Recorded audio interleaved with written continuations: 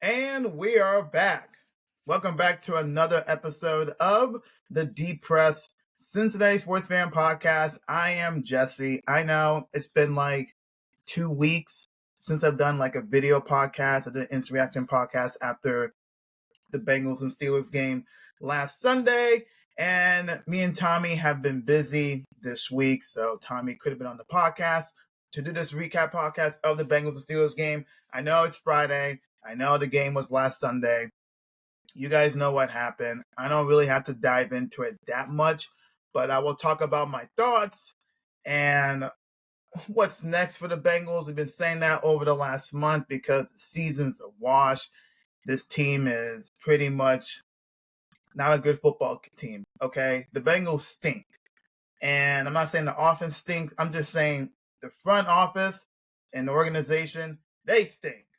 That's pretty much what this podcast is going to be, on how inept this Bengals organization is, inept the front office, and just everyone. This football team is 4-8.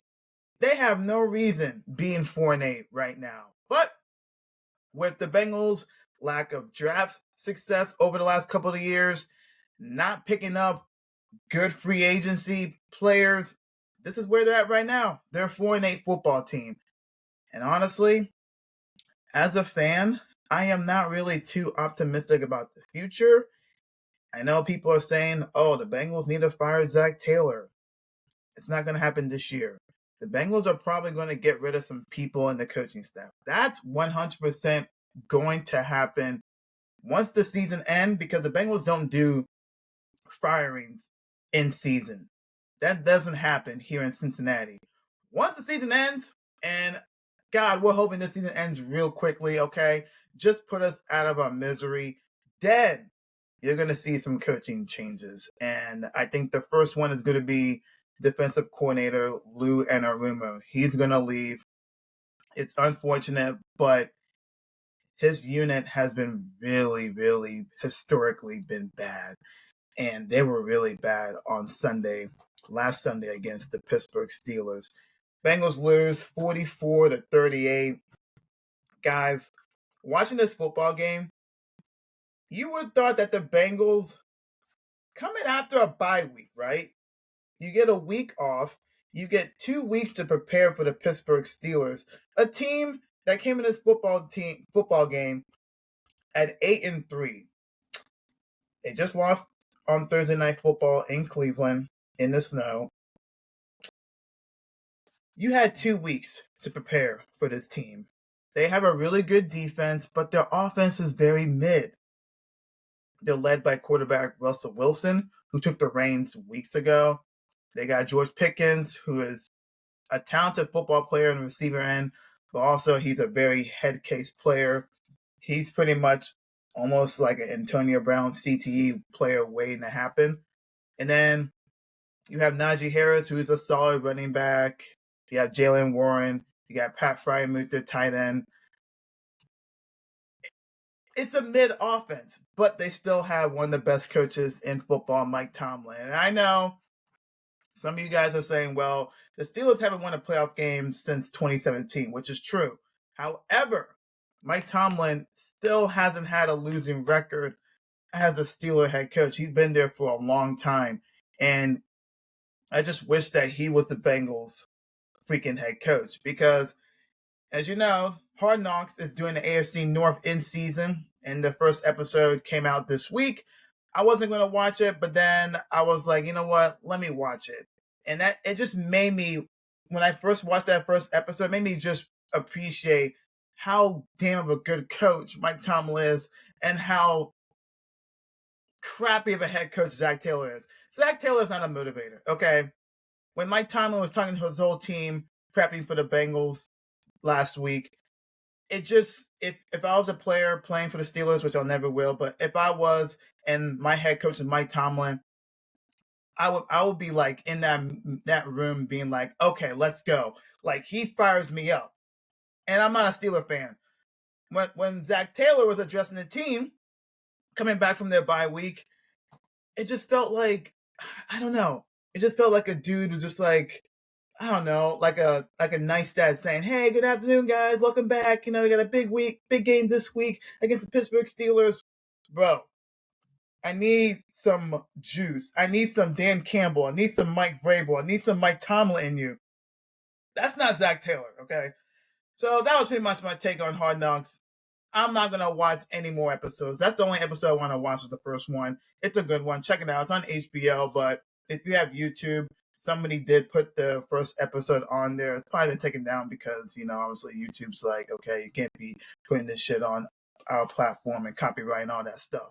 But anyways, let's do a brief recap on what happened last Sunday at Paycor Stadium. Steelers.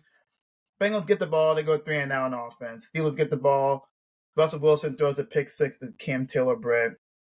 Crazy, right? The Bengals defense and CTB needed that in a worse way. Great start to the game, right? Especially for the defense. Coming off the bye week, you get a pick six like that? And I know people are saying, well, Cam Taylor-Britt, took the helmet of Pickens and put him on the ground. Well, Pickens his momentum was already going to the ground anyway. So, touchdown Bengals, pick six, 7-0, right? I'm thinking to myself, maybe this could be different. Now, then the Steelers offense went down the field with ease. Pickens scores a touchdown, ties the game at 7. And the Bengals get the ball back. It was pretty much a Chase Brown drive. He goes for a touchdown, 14-7. Then the Steelers come back and they score. And then the Bengals come back and they score. Probably Joe Burrow's best touchdown pass completion of his career. It was in the red zone, and he was dropping back the throw, and there was pressure coming per usual, and he stepped up, and while there was Steeler guys going after him and trying to sack him, dude did a Tim Tebow jump pass, throws it to Jamar Chase, a perfect pass. I know Chase had to get the ball on the ground, but still, it was a perfect pass. Unbelievable. If you guys see the photo of the jump pass of Joe Burrow through to Jamar Chase, amazing, right? 21-14. And then you know what happens? Steelers go back and score 21-21. And then Joe gets sacked, unfortunately, a sack fumble. And then the Steelers get the ball. They kick the field goal. And then right before halftime, the Bengals were driving, right? They were driving. And then they had 4th and 1 in the 50-yard line. Bengals are going for it, right? You have to. The offense was moving the football. It looked like the offense was going to get points and hopefully tie the game heading into halftime at 24-24. And then the Bengals were trying to get the Steelers to jump, and they did. Because the Steeler guy jumped in the neutral zone, and Alex Cooper, he reacted. So they called the false start on Kappa, so the Bengals had to punt it away, unfortunately. But that should have been a neutral zone infraction on the Steeler guy, and the Bengals would have got the first down. And who knows, they could have scored a touchdown, or they could have kicked the field goal to tie the game at 24. We would have not known. That was a big momentum killer, and then the Steelers get a field goal right before halftime, so 27-21, and then the Steelers get the ball to begin The Steelers get the ball to begin the third quarter. And then they were driving the football, and then Boswell attempting the field goal, just as a side, blocked the field goal. I was like, oh man, Chris Boswell, in his career against the Bengals, when it comes to kicking field goals, this dude never misses. And then Joseph Asai makes that play. Big, right? Did the Bengals take advantage of it? Well, they only get 3 points out of it. And then after that, the Steelers score a touchdown to make it 34-24.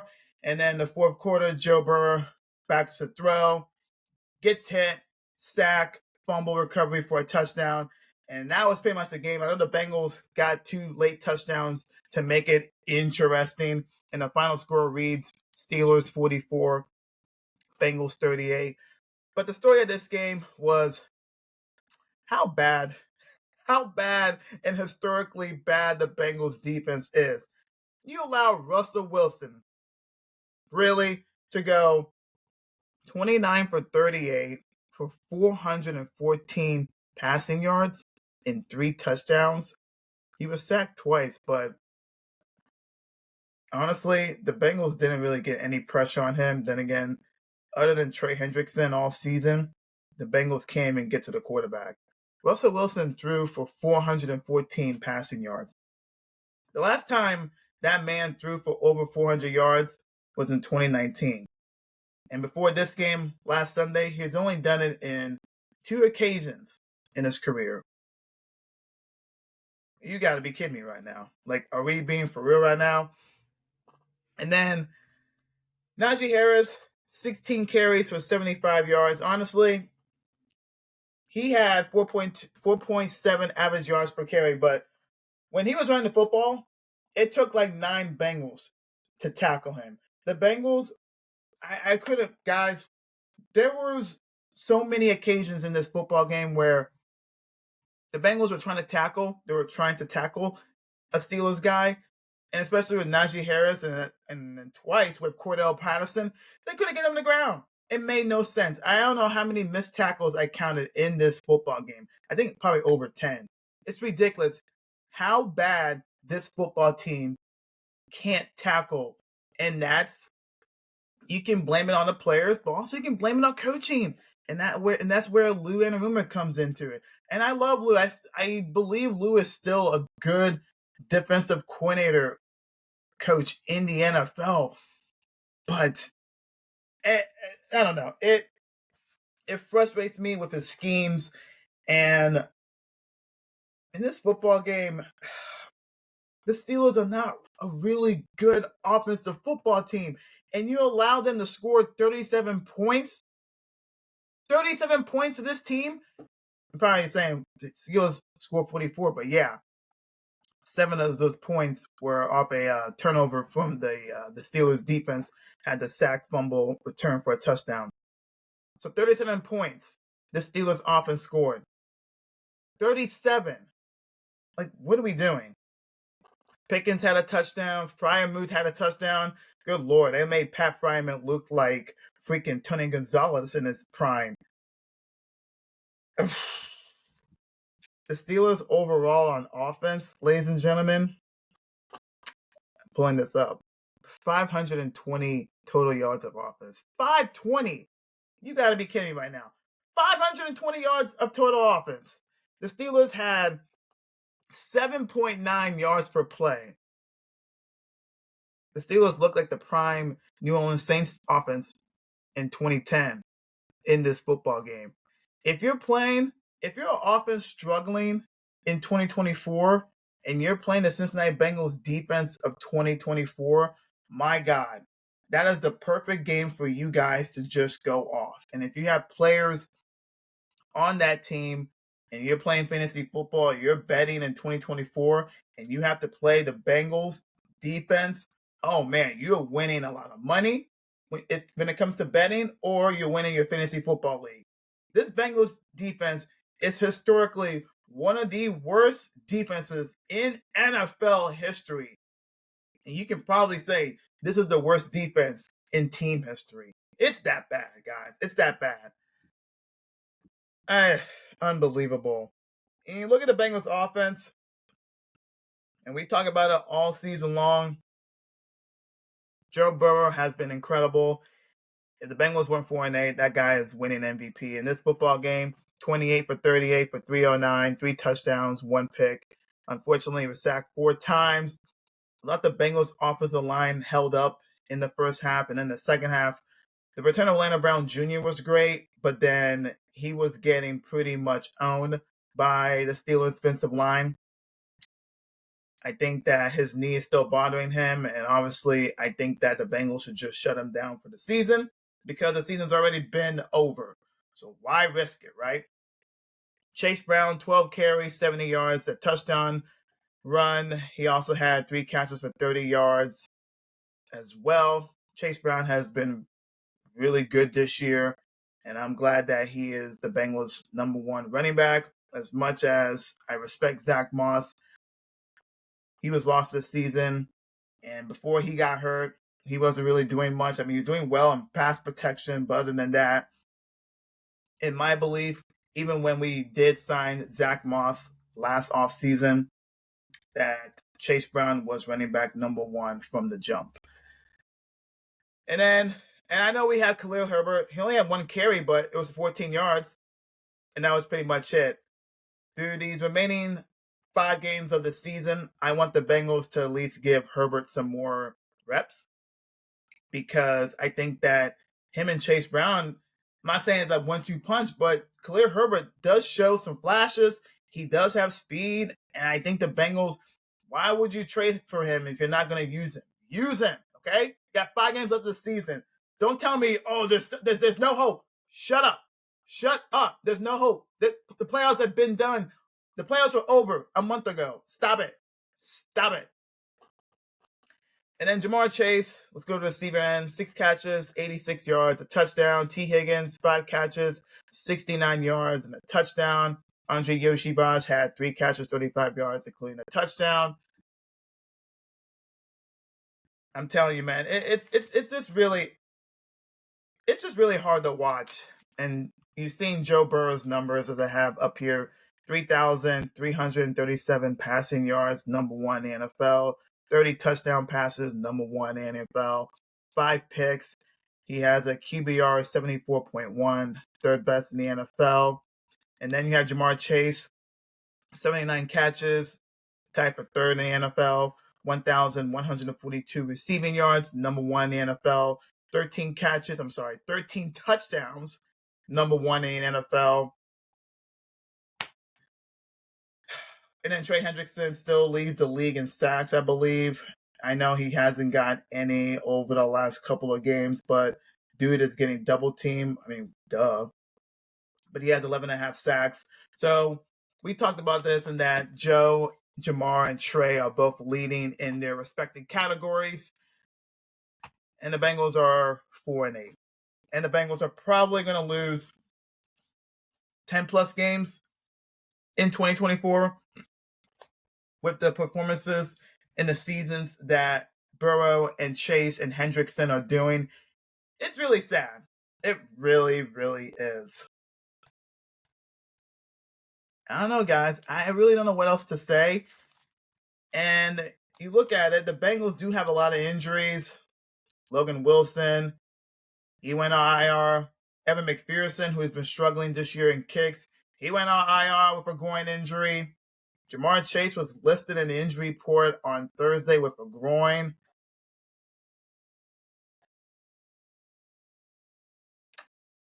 People are saying the Bengals should just tank. Here's the thing. I've been a Bengals fan for a long time, and there was plenty of seasons where I was pretty much on board with the tanking because I want this team to get better for the future and draft better. Okay, this was in the past, all right? Right now, when it comes to the state of the Cincinnati Bengals, when it comes to trying to get better for the future and fans wanting them to tank, and you see all these injuries to their key stars this year in a lost season, people are saying they should tank. Here's my thing. Why should you tank if you're the Cincinnati Bengals, right? Because you have an organization, a front office, over the last 3 years have not done a good job when it comes to drafting. They really haven't. And you're trying to tell me that this team and this organization is going to draft better in next year's draft in 2025? Stop. Okay? You're just lying. I don't see that happening. And I know we talk about Duke Tobin, we talk about the Blackburns, we talk about Mike Brown. I don't think it's a good look if the Bengals do tank because I don't want this team to be what people are saying now, the Bungles, right? We're not the Bungles, okay? In the early 2000s, we got new Bengals fans here, okay? If you're the OG Bengals fans like myself, we endured the bungle years in the early 2000s, okay? We're not that right now. However, we're in a situation where we pretty much screwed up Joe Burrow's best year as an NFL quarterback, Jamar Chase best year as a receiver, and then Trey Hendrickson just going off, and the offense putting up over 27 points per game. And then what the Bengals have to show for is an historically horrible defense and a head coach who is just not a head coach in this National Football League. He's not. I mean, he could probably be like a quarterback's coach in this league, maybe, because he played quarterback at Nebraska. I'm talking about Zach Taylor. But other than that, this whole coaching staff, it's a dumpster fire, and it should be a whole fire sale. That's why I'm not on the board of tanking. I'm really not. Do I want the Bengals to at least do well in the NFL draft and in free agency? Absolutely. But you look at their track record, they haven't done shit at all over the last couple of years when it comes to getting players that will help this team take the next step, right? Because coming into the season, we get Sheldon Rankins, we get Geno Stone, we get Mike Gesicki. And Gesicki's been good for us, but I talk about Geno Stone and Sheldon Rankins. They've been bad, especially Geno Stone.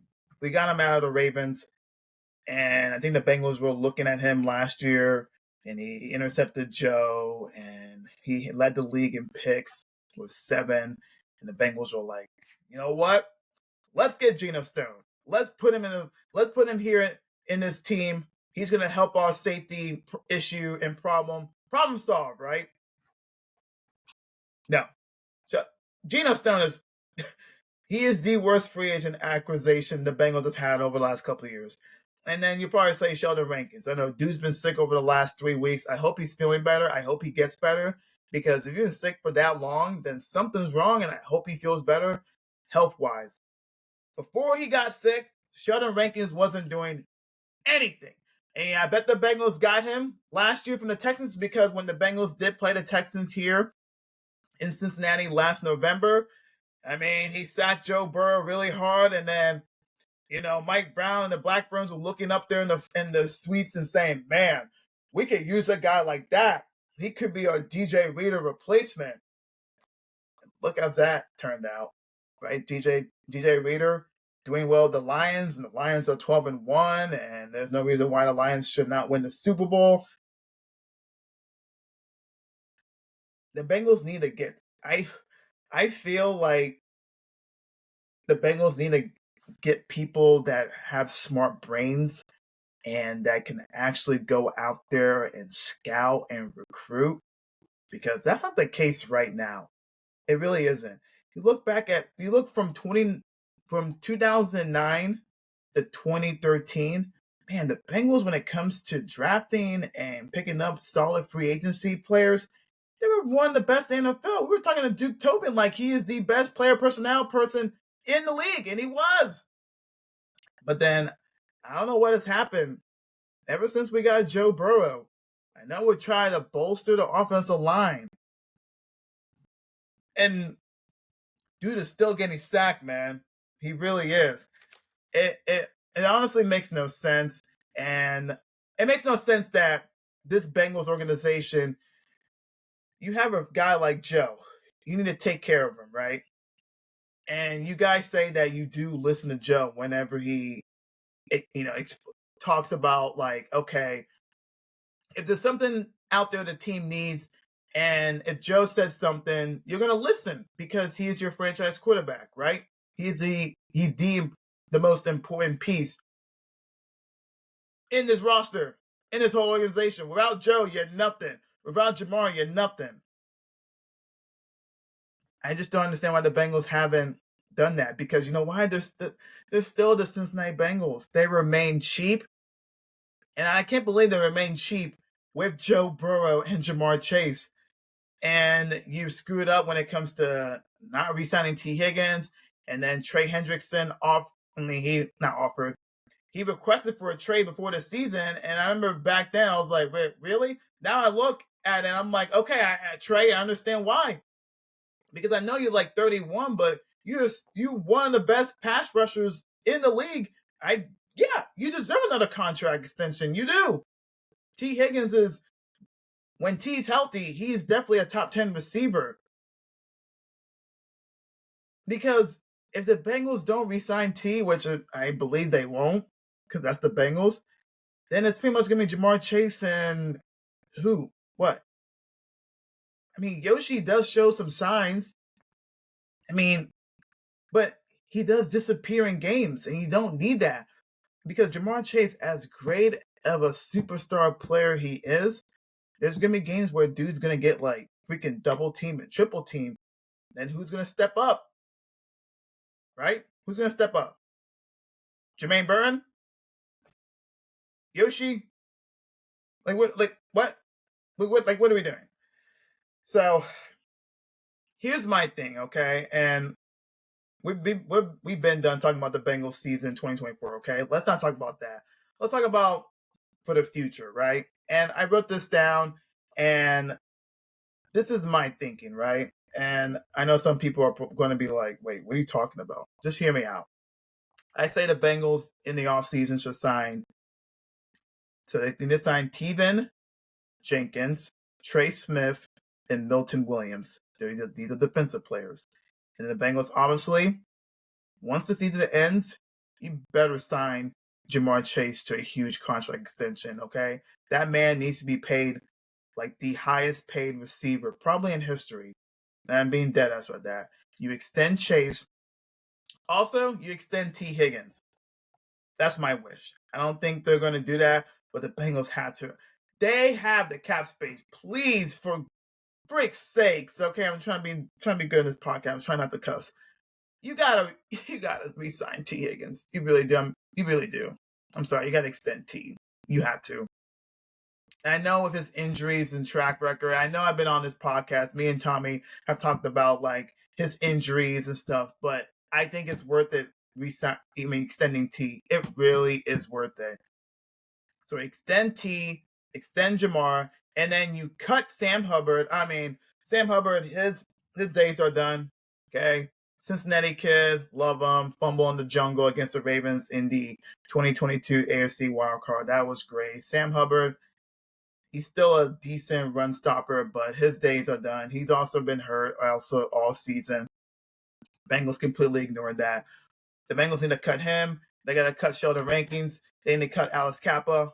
When Kappa hurt his knee against the Ravens in the season finale in 2022, he hasn't been the same since. Like, I didn't think Alex Kappa was worthy a great guard in the NFL.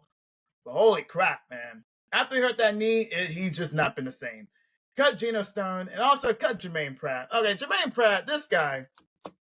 After the game on Sunday, the reporters were asking him, what happened to you guys against the Steelers offense? Like, what was working for the Steelers? And what were you guys not doing? And this man, all he was saying is that we got the ball out quick, got the ball out quick, got the ball out quick, got the ball quick. This guy was taking no accountability, and this is your team captain. Mike Hilton, he hasn't been good this year, but dude takes accountability for the defense and also for himself and not playing well at all this year. I think there's a couple of games Mike Hilton has played well, but overall, he has been the same because obviously he's getting up there in age. Jermaine Pratt had the audacity to just keep saying, well, they just got the ball out quick. Yeah, Russell Wilson saw that, oh, wow, the Bengals are going to continue to just give me the short passes and the quick ball out to Najee Harris.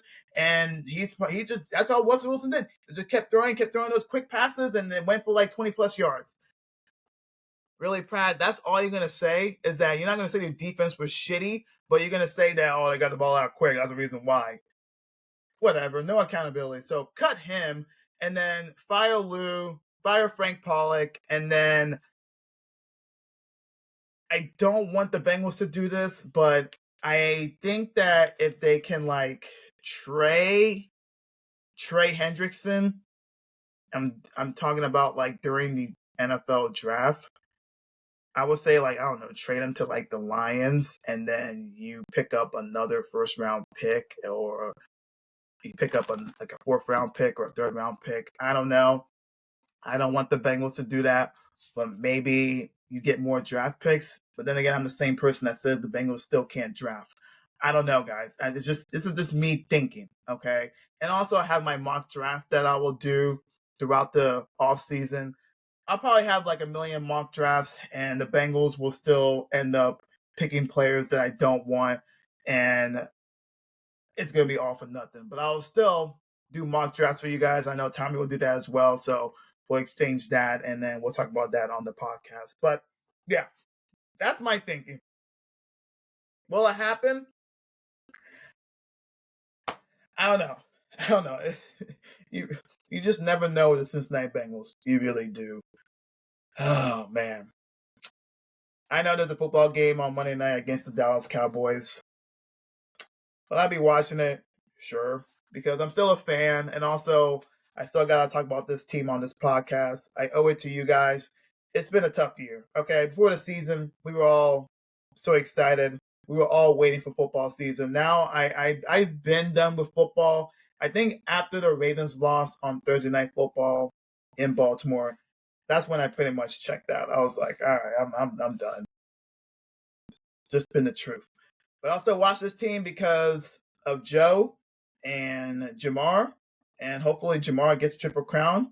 You guys don't know what that means. That means he'll, if he does do that, meaning that he will be number one in receptions, receiving yards, and touchdown receptions. I think Jamar can definitely do that. And I want Joe to hit that 40 touchdown mark for passes on the season. And Tommy always talked about before the season for our predictions, like our big predictions, like the last two seasons, for Joe to do like a 40 touchdown, 8 interception season. It's most likely going to happen this year. Unfortunately, the Bengals are probably only going to win like 5 or 6 games and lose like 10 or more games. Like, you kidding me? We're wasting that. Really? We're wasting a historic season. Probably one of the best Bengals quarterback seasons in Bengal history. And it's all for waste because of how bad this defense is and how bad this organization and coaching staff and just pretty much everyone as a whole. That's pretty much it from my end. I will still do an instant reaction podcast after the Bengals and Cowboys game on Monday Night Football. That game starts at 8:15. They're also doing a Simpsons, that TV show, great show that's been on there for like 30 plus years. They're doing like a Simpsons broadcast where there's going to be players from the Bengals and Cowboys all dressed up and looking like the Simpsons characters. That should be very interesting to watch. I'll actually tune into that for like probably 10 minutes and then go back to watching the game regularly on ESPN. But that should be very interesting. So tune into that if you're a big Simpsons guy. Also, with the Bengals season over, we got to talk about Cincinnati Bearcats basketball, men's basketball. Crosstown Shootout is next Saturday. Bearcats, Musketeers. UC's first loss of the year came against Villanova on Tuesday. Very disappointing. Not a good game for the men's basketball team. I knew coming into that basketball game that the Bearcats were going to be faced with a challenge against Villanova. Probably that was good. That was the toughest challenge yet so far this year. Okay, and they didn't accept the challenge. So we'll see. They play Howard on Sunday before playing Xavier next Saturday. And then UC's football team. Remember I did a podcast about a month ago saying, wow, surprising start to the year. UC's 5-2. They're still in contention for a Big 12 championship. After that podcast, UC proceeded to lose the remaining 5 games of the season and did not make the bowl game at all. You just needed one freaking win to be bowl eligible, and you couldn't even get that. So year 2 of Scott Satterfield, it's a fail. People say, oh, they only won 2 more games this year than they did last year. I don't give a fuck. You didn't make the bowl game. You were 5-2. You were 5-2 on October 26th. And you lost your remaining 5 games of the year. You couldn't get to the bowl game. So yeah, the state of Cincinnati Bearcats football. It's bad. It really is bad. And then for our Cincinnati Reds traded Jonathan India a couple of weeks ago. They got the pitcher from the Kansas City Royals and Brady Singer. Jonathan India, great player, great leader for this team. It was his time to go. And the Kansas City Royals, needed a leadoff hitter. And then the Reds gave him Reds gave them India, and I'm thinking to myself, okay, that's a perfect situation for him, and it helps the Royals fill their hole when it comes to the leadoff position, and also for the Reds and their pitching rotation and Singer, knowing that you can't trust Nick Lodolo because dude is unfortunately fragile and he is primed to get hurt throughout the season.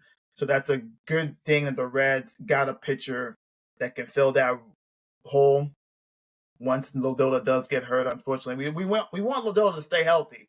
It's not going to happen, okay? He's too fragile. I don't know. He's going to have another blister incident. I don't know. But, yeah, good trade on both sides. Loved it. And let's hope the Reds just continue to just make some moves in this offseason. I really hope so. And then FC Cincinnati, they lost their first playoff game a couple of weeks ago, and it's pretty much a mess.